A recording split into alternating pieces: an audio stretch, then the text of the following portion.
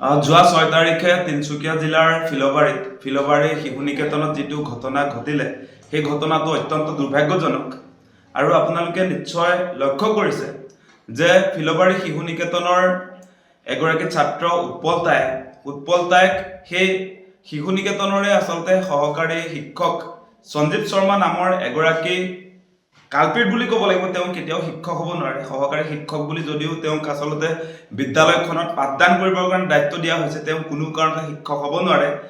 সেই সঞ্জীৱ দাই নামৰ আচলতে শিক্ষক ৰূপী কালপিটগৰাকীয়ে সঞ্জীৱ দাইক মৰিয়াই হত্যা কৰা ঘটনাটো অত্যন্ত দুৰ্ভাগ্যজনক আৰু কোনো মানুহে আচলতে এনেকুৱাকৈ এগৰাকী ছাত্ৰক নিজৰ শিক্ষকে যি ধৰণে মাৰপিট কৰি হত্যা কৰিলে সেই ঘটনা কোনো কাৰণতে সমৰ্থনযোগ্য নহয় আৰু কোনো বিবেকবান মানুহে এই ঘটনা দেখাৰ পাছত মনে মনে থাকিব নোৱাৰে।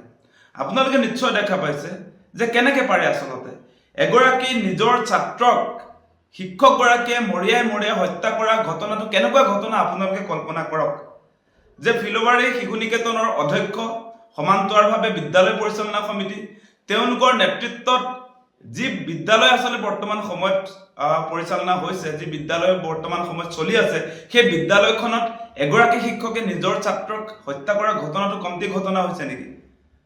নে এতিয়া মানে কি সেই ফিলবাৰী শিশু নিকেতনলৈ এতিয়া তাৰ যিবিলাক পেৰেণ্টছ যিবিলাকে নিজৰ সন্তানক তাত শিক্ষাদান কৰিবৰ কাৰণে পঠিয়াইছে, তেওঁলোকে কিহৰ ভিত্তিত আচলতে কি ভৰসাত সেই শিশু নিকেতনলৈ আচলতে বিদ্যা লাভ কৰিবৰ কাৰণে পঠিয়াব?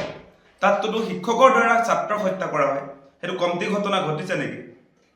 গতিকে আমাৰ প্ৰশ্নটো হৈছে কোনো কাৰণতে এনেকৈ এগৰাকী শিক্ষকে নিজৰ ছাত্ৰক হত্যা কৰা ঘটনা, তাকো মৰিয়াই হত্যা কৰা ঘটনা, সেইটো কোনো কাৰণতে আমি আচলতে সহজে মানি নলওঁ। আমাৰ দাবী হৈছে অতি শীঘ্ৰে বিদ্যালয় পৰিচালনা সমিতি আৰু সেই ফিলবাৰী শিশু নিকেতনৰ অধ্যক্ষ তেওঁলোকক আচলতে তদন্তৰ আওতাত আনিব লাগে।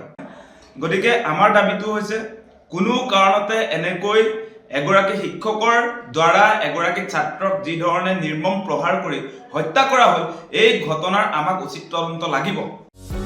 যিকোনো খবৰৰ বাবে যোগাযোগ কৰক আমাৰ এই নম্বৰত 9181 307 2221।